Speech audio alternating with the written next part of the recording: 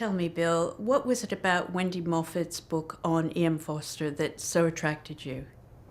Well, there were two things. Forster was the first modern adult writer I read as a child, as a teenager. And I was completely captivated by Howard Zinn, then read Passage to India, and then found all the other books.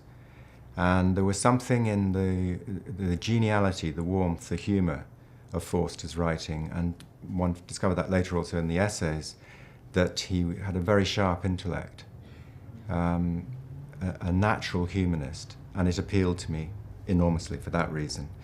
And then, of course, Wendy's approach to the subject is that you cannot understand E.M. Forster unless you take on board his sexuality. And in fact, the advice she got at the beginning of the project from many of his American friends who knew him was start with the fact he was gay.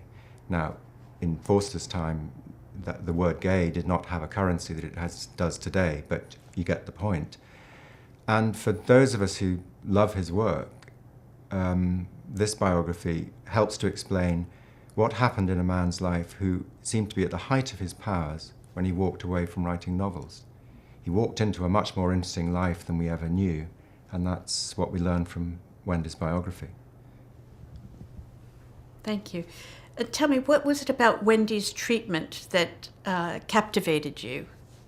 Well, I think the first thing was that she clearly knew her subject inside out and backwards, and had taken enormous and scrupulous trouble to research the subject well.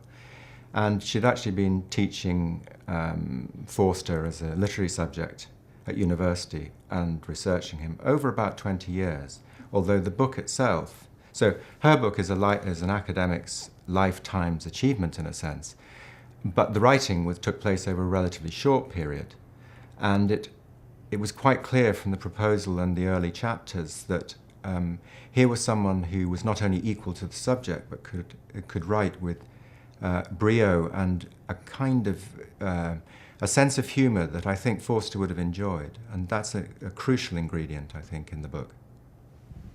Fantastic. Well, best of luck to you and Wendy for this evening. Thank you very much, Bill. Thank you.